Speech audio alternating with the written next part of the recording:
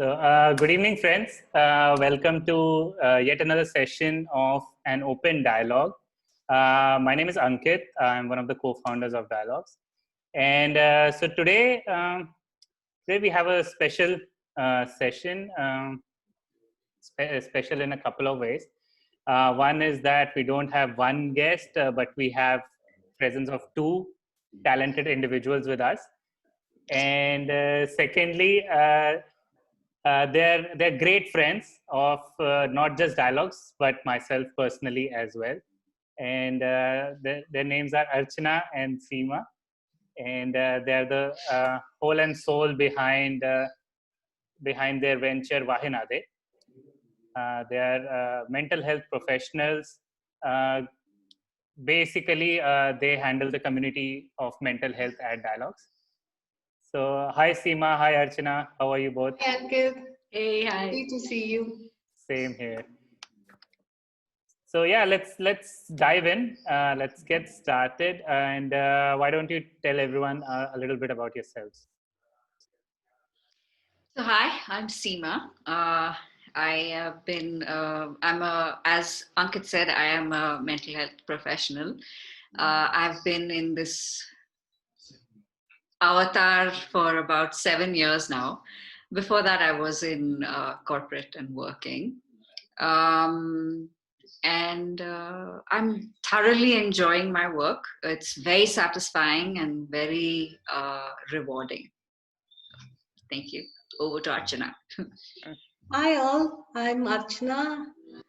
Seema and I were actually fellow students when we were studying therapy counseling. So I also have been in practice of therapy for about seven and a half years now. Other than the practice, we also started the venture Wahe Nadhi together. And perhaps we'll talk a little more on that. We love our work and we love working with Dialogues. So. Yeah, we've known Dialogues we've known Dialogues since I think we started Wahe Nadhi, no? Yeah, they were our cheerleaders, right? I think we both started almost together. I think it was like only 2-3 months that Dialogues had started. I think when we got in touch with each other. So you said you were, should I say college friends or college mates? There's quite an age gap between us, so college is not possible. No, I mean, you both of you did some of the course, one of the course together on psychotherapy. Together, yes. Is where Our basics counseling course was together. That's how we know each other. That's how you met. Yeah. And then how did the conversation start around getting together and starting Wahe Nadhi? So during our training, we had to hunt clients. Okay. So some of the hunting happened in corporates any which ways. So we decided that we would sort of, and then there were another 3 ladies who had joined up, and we had started another organization called the Listening Tree. That didn't quite work out too well. The 2 of us stepped away from that and we started Wahe Nadhi. Wahe Nadhi was started because we wanted to focus on bringing mental well-being to corporates. Okay.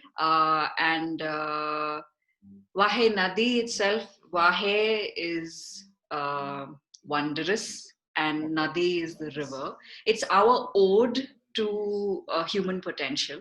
We believe that human potential is like the river. Even though there are blocks and obstacles and so on that come in the way, the river still flows. It still has a beginning, it has its journey, and it gets to the ocean and joins the ocean. And so we believe that we also have that same potential. So a lot of thought actually went into naming. Definitely. A lot of thought went into it. It took a lot of time to figure out the name. Yeah. I think a bit to add to what Seema is saying is post TLT, post this, we were very attracted to the current field of psychology at that point, which was positive psychology, and we were studying up further. We were looking up further and getting more information. and our first introduction to what mindset is, and all that mindset and grit and resilience, all that happened. And what we started to notice is most of the clients that we were meeting also seem to have aspects of or challenges around these aspects that they were bringing in. And some of these clients were corporate clients, and so we wondered, if the theme seems to constantly come out around the same space, why don't we just present exactly, take that back to the corporate itself. Yeah. Just to add for the public, I think our association with Dialogues happened because we wondered if the public really wanted such kind of programs. Before we took it to the corporate in the first place, and that's why we actually addressed it with Dialogue and said, hey, do you think we can conduct this program and see what comes up? And since then, we have been associated with you guys. And how's that journey be? Well, not just association with Dialogues, but evolve. How has Wahe Nadhi evolved from where it started to where it is now? So Wahe Nadhi, apart from the open groups that we were doing with Dialogues, it started off with working with children and facilitators in an alternative school. And then we moved on to working with organizations. We've taken mindfulness, emotional intelligence, emotional agility to various corporates. It's been an exciting journey, and we're still on it. It's just, we keep refining, we keep redefining the strategies or the way we want to present ourselves to Wahe Nadhi, to the corporates. Though our philosophy, our values, our beliefs remain the same. It's just the way we are addressing corporates, I think, is becoming a lot more relatable to corporates. I guess, initially we were all mental health language, and, all of that. So it was becoming a little difficult for people to relate to what we were offering. Okay. So we're getting into the corporate lingo group. So it's a constant learning, I guess, for you as well. Yes, absolutely. That's exactly what I was going to add, saying we are still in a learning journey to that extent. What is happening is we are refining ourselves even more to be very sure, very concrete about what we really want to present to the corporates. But the underlying foundation that we constantly are working with is mental well-being. Any sort of mental well-being and presenting that concepts to the corporate or to public programs. It's the same things. So when you say mental well-being, I guess it's a very broad term. What are the different activities or different aspects of mental well-being that you, I guess, specialize in or touch upon? So we focus on our internal resources. What we do is what we believe that we're doing is facilitating the recognition of our own inner resources, because we are the best resources we have. I mean, we don't need anything really else. It's just that because of this world that we are in, which is like, it's constantly changing. It's what they call the VUCA world, or we're constantly connected. Right? We're constantly under pressure.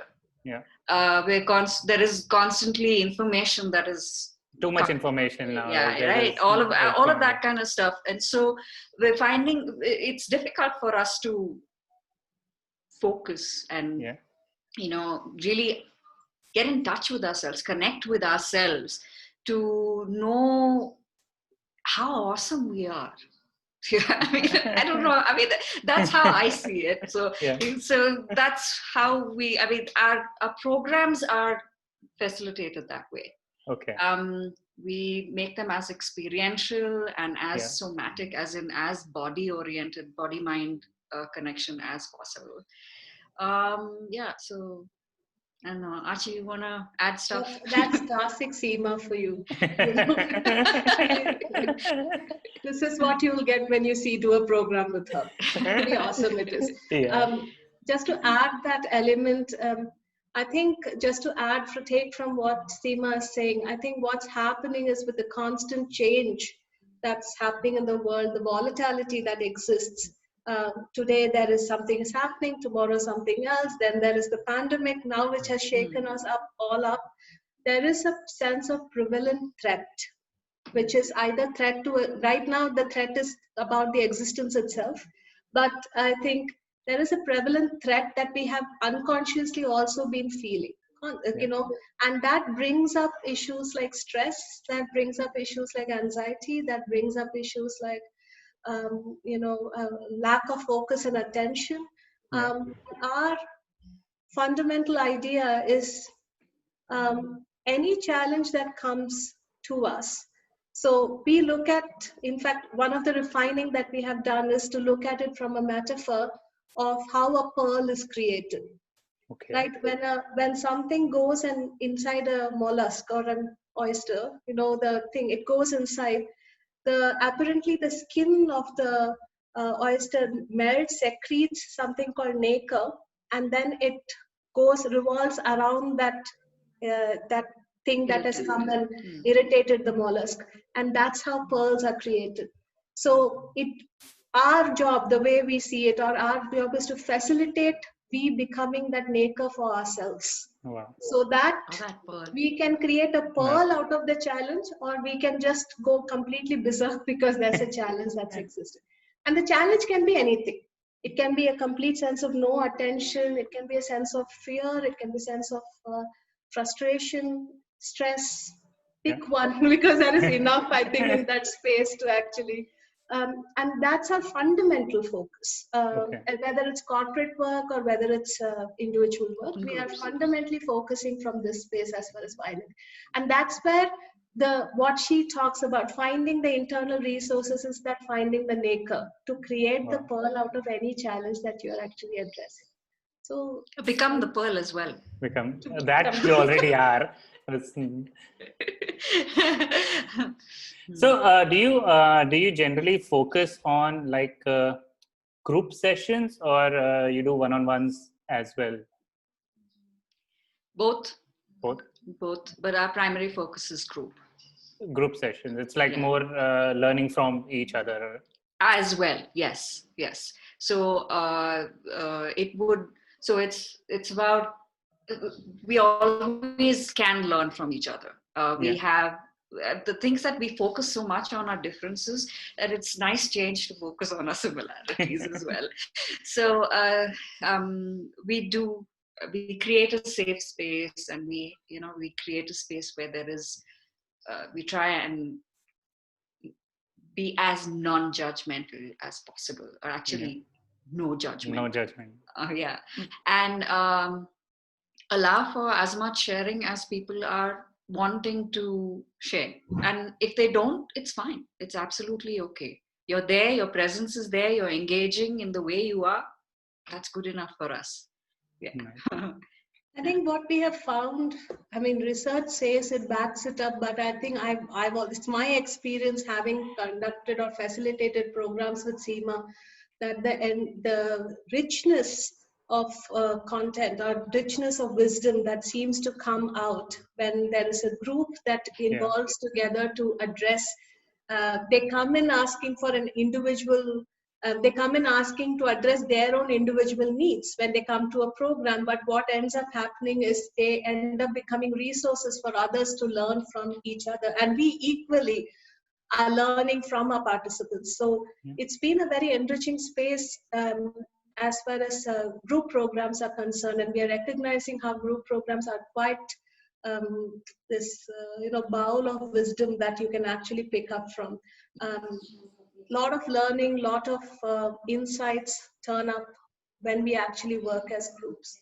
So Wahe Nadhi particularly works with groups, whether it's in the corporate setting or it's in the From there, we have had people who have asked for further therapeutic support.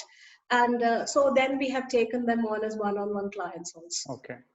And you think people generally just to get started, like there is some sort of inertia and people are like, do they prefer one-on-one to start with because they're like, I'm not comfortable sharing sort of my safe space with a group? Does that happen? That's an excellent question. We've had, there have been people where they are uncomfortable with, getting intimate or become sharing personally. We also, in our group sessions, because they're one-offs, they're not, if there is a group session which is a continuous thing, then it's a different dynamic entirely. But because they are one-offs, we actually tell people that please be mindful of the sharing, because you don't want to get into a place where you feel extremely exposed and not okay after that, and of course we do give our numbers and so on if anybody needs any holding after that. We're there to support. And yet we typically say that, okay, if from a range of 0 to 10, if 10 is like you're going to, it's like your face is going to go extremely red and all of that kind of stuff, just go for a 3 or a 5, where you're absolutely fine with sharing whatever it is that you're going to share with us, that kind of thing. So, I think to add to Seema, one of the fundamental aspects that that we consider when we create a group program is to take as much time to consider bringing the group together. As much as we add that element of, if it's a one-off program, we are going to keep our sharing to what is most comfortable to us.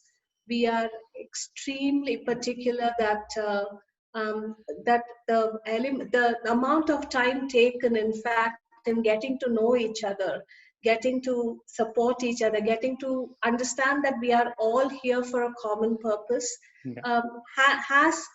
I have seen elements of doing that work and clearly doing that more focusedly has helped to bring the group together. And more importantly, there is permission. There is permission to not share in our sessions. There is permission to just be a witness of whatever is going on in our sessions. There is permission to add this much and not so much more in our sessions. So those two aspects, to come together, we understand this is we are here for a common purpose, and then having the permission to choose to be in whichever range you are. You might be completely involved, you might be not at all involved, and you will be in between the scale also. And all of it is okay. Because we believe that irrespective of whatever you are, just because you are in that part of the session, you are taking back something. And that's the space that we operate from almost always. So yeah. But although I must say our sessions are completely experiential in nature. So there is some amount of involvement happening, but we work with whatever comes up, even as, if there is somebody feeling shy or somebody feeling not comfortable, we work with that also as part of the process. Everything is part of the journey. Everything is a journey. So that's all right to have, is where we come from more often than not. And I guess I've also seen it personally where the people have come in at the start of the session and they are like a bit hesitant, koi baat kar raha hai, thoda koi baat nahi kar raha. But uske baad 10 baje ke baad jab 2 baje when the session finishes, everyone is like, it's like talking to each other like they've known each other for years. I think that's the magic of group sessions. I am also witness, and I've also been fascinated by it, but it's been a learning experience for me also about groups like that. The thing is that we learn about ourselves also when we are in relation to other people, right? The way we figure out, oh, this is how we are with this person, this is how we are different with another person. And therefore, even just knowing ourselves is also in relation to people around us, and only when we go inside, then it becomes a different journey entirely. But first, it's about, okay, with you I'm like this, with you I'm like this. And I guess also, if I look at the flip side of it, it can, we can also say, because like when we do open to public group sessions, because generally people don't know each other, they sort of feel sometimes at ease कि भाई मैं तो किसी को जानता नहीं, I can go and say whatever I want to. No one's there to judge me. True. Compared to like if I'm doing it with a group of people I know, I might say, after the session, these people might start to judge me. Right. So I guess the consequences of that, yes. What will they go and tell others? And what will I hear? And that's true. That's true. That also we do take into consideration. We do bring out a whole lot of white elephants in the room, and we do invite values from participants. We get them to become aware of what those values mean for them. How do they want to present themselves in the session? Leave it in the session, and then you take your insights, but the stories remain here. So the course that you both of you did, was it like a formal training in becoming mental health professionals, or this is something that you've learned and over the years? The one that we did together, it was the foundation course of becoming a counselor. Okay. I went on to do what is known as psychodrama, which is using drama to do psychotherapy or to do therapy. So I use the stage, and I work that way. Yeah. But then you're also taught about group sessions and all, how to. Yes, particularly. Okay. Me particularly. Yeah. Archana has a different story. I'm further specializing in what we call psychoanalysis, which is a more what we call Carl Jung's school of thought. He was considered the father of psychotherapy. So I'm currently pursuing the course from Zurich. I'm one of the trainees from there right now. But right now, because Seema has Seema has an understanding of what it means to bring people to a stage, what it means to have an experience. She leads the content space in the company. So she creates the content lead and creates ideation. Most of it happens. I just support the idea. Most of the work happens together, but because she has an understanding of group work, she takes the lead on that. She's giving me too much credit. Yeah, I will say, मैंने सोचा मैं offline बोलूँगा ये. No, but when it comes to mindfulness work, I'll take the credit. So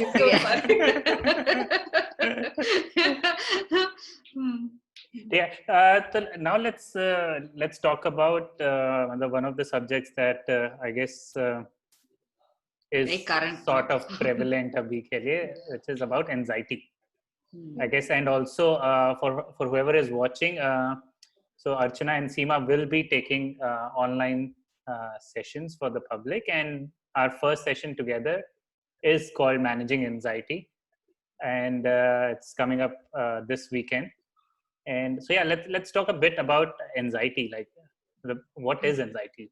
Everyone talks here, I'm anxious, or anxiety ho gaya hai. But what is it actually? So anxiety is fear, but about something in the future. So it's an imagined reality. It's something that we believe is really going to happen. And it's an extremely scary, it can be an extremely scary space. The key word is that it's imagined and it feels real. Those are the two things. Okay. And of course, there are various levels of anxiety. It can start off as just being something that we usually just say, go away, to being complete panic and overwhelmed space on an everyday basis.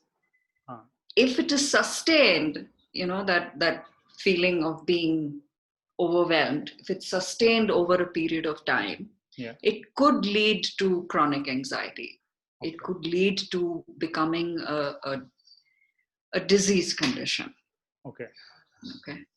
So So where does your role come in? I understand. So it's like it's a wide spectrum. Yes. From like yes. a little bit anxious to going to like medically chronic anxiety. So up to where does being a mental well-being professional, up to where does your role come in? So we are involved. We could be involved right through and through. It's about how the involvement is. Yeah. Okay. Step one would be to take from Seema, if you don't mind me adding to this. The first instance that came to me when you were asking what is simple anxiety is when we have locked the door and then we are heading out and then we are asking ourselves, lock here. Okay. What if I'm not locked? What if I'm not locked the door? What if some thief comes back? And then something happens and when we are distracted and then we are like, we have gone, we have moved away from it. But if you imagine the same thing, the same incident, but it doesn't stop.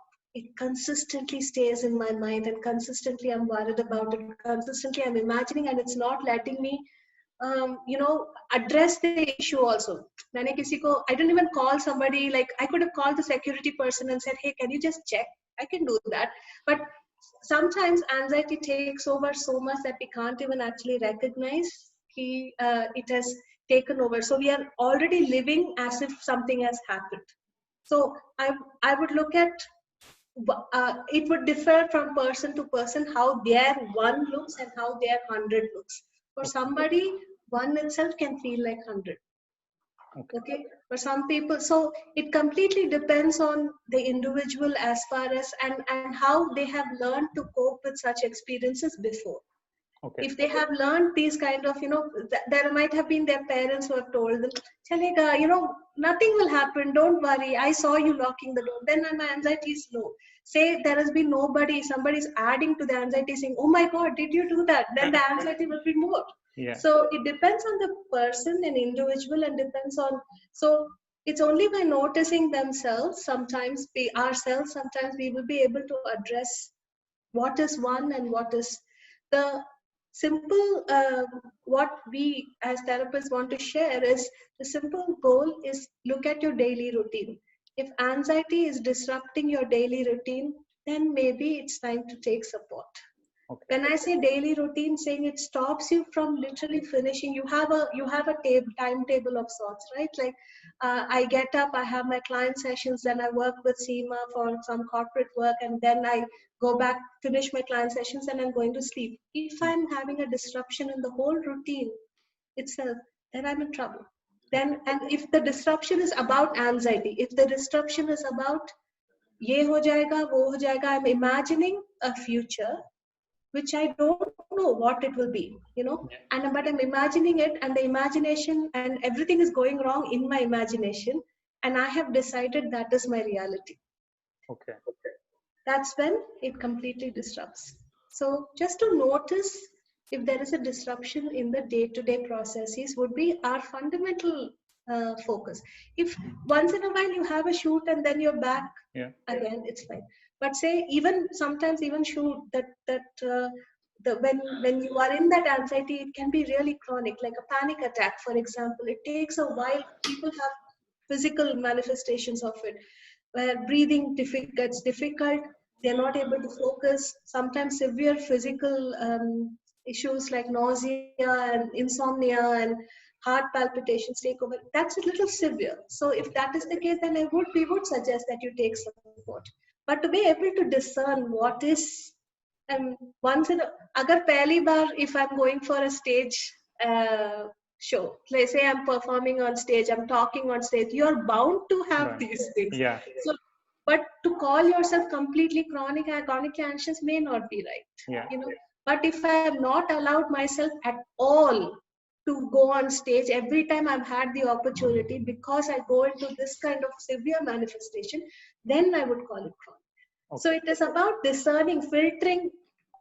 Is it really, is it about filtering about the fact that intensity kitna hai? Is it consistent? So I would look for those things: intensity, consistency, disruption, disruption of growth. I will look at all these aspects as a filter to decide if this is chronic or not. So is it easy for, or not easy, but is there a way for people to self-assess and look out for symptoms for themselves to see if they're suffering maybe from some level of anxiety, or is it easier to assess सामने वाला, मतलब is it easier to assess someone else compared to yourself? Please, you want to take that?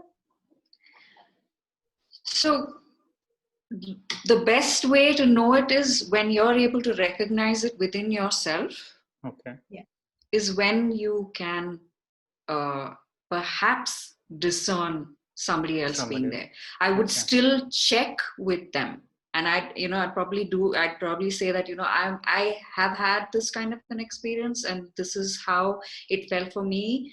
Are you going through the same thing? I wouldn't say you have anxiety, you should go do no, yeah. That's not okay.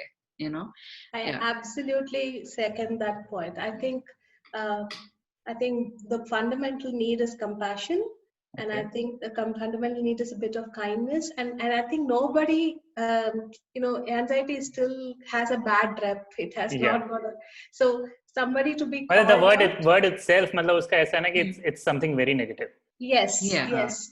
So so call out somebody like that, I don't think is all right. Yeah. But for you, if you can speak from empathy, if you can speak from a space of, I have felt like that and have experienced something like this, and this has helped me, and this I have taken support. Maybe would you like to consider that? Do you want to consider, and leave it at that? Yeah. It's for the person to then take it up and figure out what they want to do with it. But you can only share your truth, your experience, and honor the fact that the person is an adult and they can make that choice for themselves. So, but to have compassion if we are going to actually notice that in somebody else. But again, I think I want to reiterate the point is the best way to actually discern if somebody else is anxious is to notice our own anxiety. Is to work with our own anxiety. When we start working with ourselves, then we also develop the kindness to actually be kind to ourselves and to others. So that happens. Nice. Well said. And so I think when we were talking before the session, you were talking about some of the myths and disbeliefs that exist around this word anxiety, and also managing anxiety. If you would like to touch upon a bit on that. So just what you started with one of those myths. You just said that anxiety is such a negative word. So then we say, okay, let's not be anxious. Let's bury it somewhere. Yeah. Let's shoo it away. And no, anxiety is actually is telling you that you have a challenge that's going to come up. Okay. And get clarity about that challenge. That's what it's saying. When it's at a manageable level. Okay. So it's about being able to what is called as emotionally regulate ourselves, to be able to then engage and process anxiety.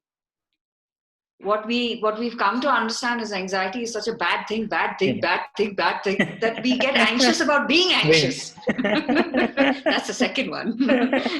So yeah. Other than that, a lot of people think that anxiety is not real. Okay. Yes, it is. That's another myth. It is. It's real. It exists. You're feeling that way. Your body is telling you you're feeling that way. ऐसा होता है ना Please don't discount it. I am not anxious, you are anxious. मतलब मेरे को तो anxiety हो ही नहीं सकती ऐसे. नहीं, me. How can I be anxious? But it's a natural body reaction. It's a natural. It's your body telling you that there's this challenge in the future that you need to be better prepared for. Like, for example, going up on stage. Yeah. It's saying get better prepared, and whatever that getting better prepared for means. Okay, so it's about that at one level. I think as a social space, we are fighting both the sides of the pendulum. One, people completely discounting anxiety as no, and there is nothing called anxiety. This is just you are just weak. That's flat out statements. You have to just bear it and deal with it. That's one part of the pendulum, and the other part is absolutely not recognizing anxiety as a disorder. When it becomes chronic, it is a mental condition and it can be taken care of. There is help and support there. But it's an interesting space with anxiety because both spaces are more somewhere or the other discounted. There is just about now, there's a lot of discussion about mental well-being that's happening. So anxiety is getting its due recognition. Yeah. But both sides, we as therapists are actually noticing both sides of the issue. It cannot be disorder, it is just stress, that part. And the other part where they will be like, I can't be anxious at all, I should not be anxious at all, I have to deal with it, It's almost considered a weakness of such. It's just, we start to add judgments about weaknesses sometimes, You should not be angry, you should not be anxious, you should not feel weak, you should not feel fear, should not. So at that point of time, agar itne should not say, so we will have no space to actually look at it and address it. No? So we are stuck in two sides of the pendulum, and both sides of the pendulum have to be addressed. So have to be looked into. And I guess I would reiterate. So there is a session coming up, I guess, on coming Sunday, morning 11 a.m. and it is on managing anxiety. So if you can just tell us maybe very briefly, why should someone join the session and what can they expect? Definitely, what you will be going away with is that you'd be able to recognize how you feel anxious, as in how is your body telling you that you are feeling anxious. Okay, because you can mix up anxiety with a whole bunch of other things. It can come across as anger, it can come across as being extremely aggressive. Actually, just now, I mean, after you spoke to us and this whole thing became live in my head, I found myself becoming extremely aggressive with Archana in our meeting, and I'm like, what's going on here? Why am I, getting so aggressive and all that with her? And then I realized, okay, calm down. Probably because you're going to come on, be live and everybody's going to be looking at you and all of that kind of stuff. She's not an enemy. She's not doing anything to you. Calm down. Yeah. So yeah, it's like that. You get to know what are your triggers, what are the patterns that you have, what does your body feel like at that point. And we'll of course go through some methods that we can help ourselves to regulate anxiety. Yeah. We are not going to get rid of it because it is a resource. It is something that's telling us, it's cautioning us, it's telling us, pay attention, focus on something that's going to happen in the future. And we definitely want that resource. It's just that when it goes all too much in our head, mostly because we don't address it when it appears, and then it's like, okay, you're not listening to me, I'm going to make you listen to me.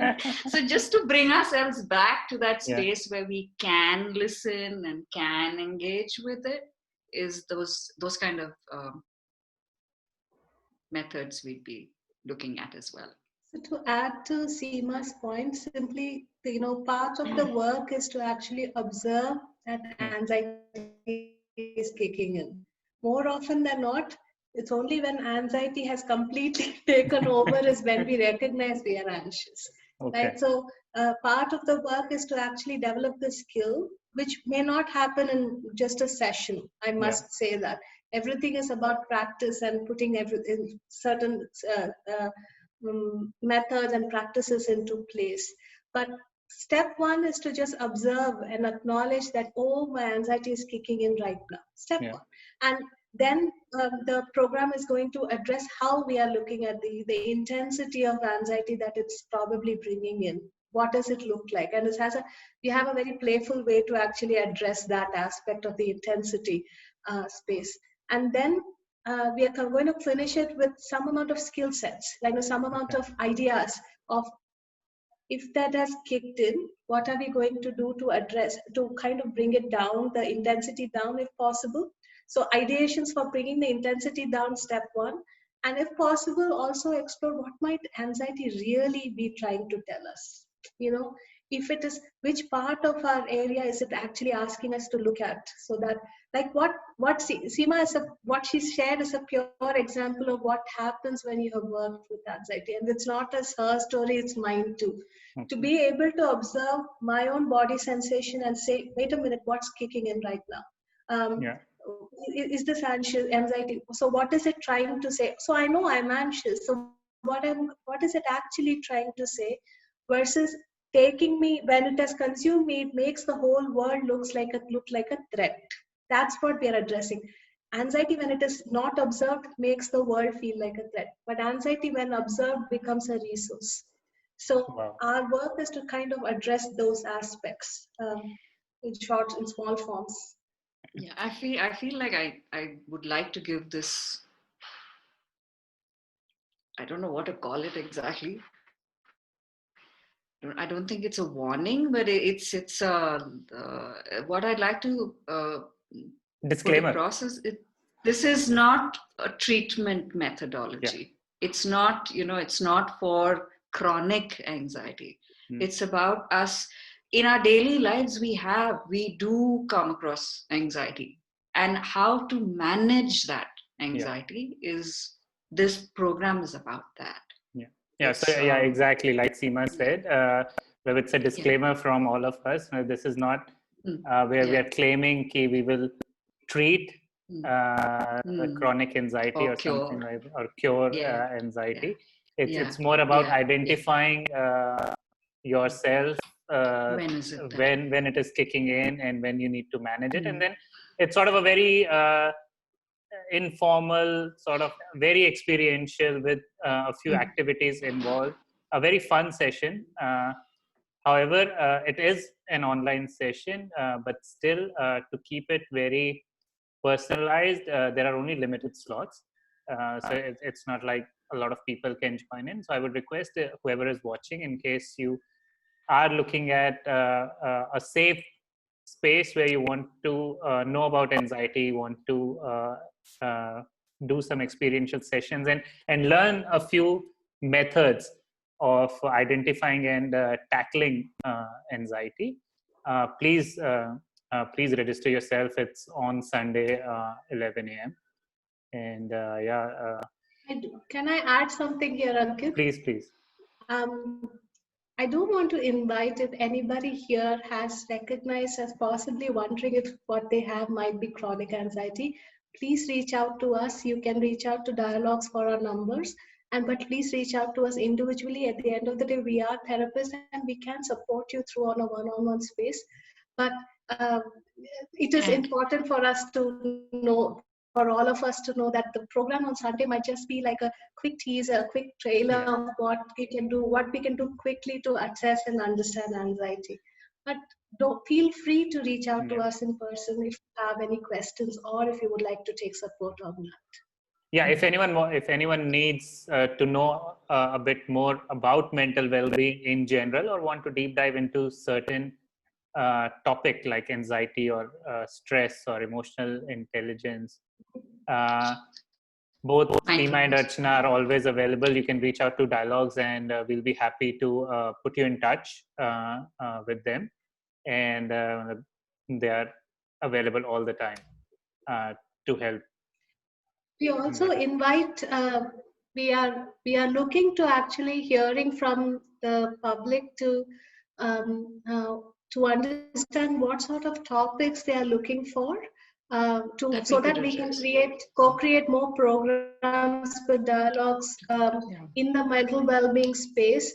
So we invite you to also please comment or write programs that you, or write to Dialogue separately where you want certain programs to be created or addressed, and we would love to take it up and see what we can do with It it. doesn't necessarily have to be only programs. We could also engage in this particular Yes, format. yes. Yeah. Thank I you mean, for adding that, Seema. I'm speaking for Dialogues. I'm not sure. Ankit, are you okay with that? You better Arey, check it. always available. It's always fun to talk to you people. Okay. So I might not be able to add much, but moderate करने के लिए I'll be there. That's it. That's good enough. So yeah, it was again lovely talking to both of you. Thank you for taking out the time. And, Same here. Thank you for having Thank you us. for having us. and yeah, we'll be definitely doing this again. Maybe in a different format. Maybe invite more people and see if people have more questions, and we'll take on live questions. During that time. Sure. Absolutely. Good fun. Thank Cool, you. then. Thank you so Everybody, much. please stay safe, wear your masks and all that Yes. jazz. So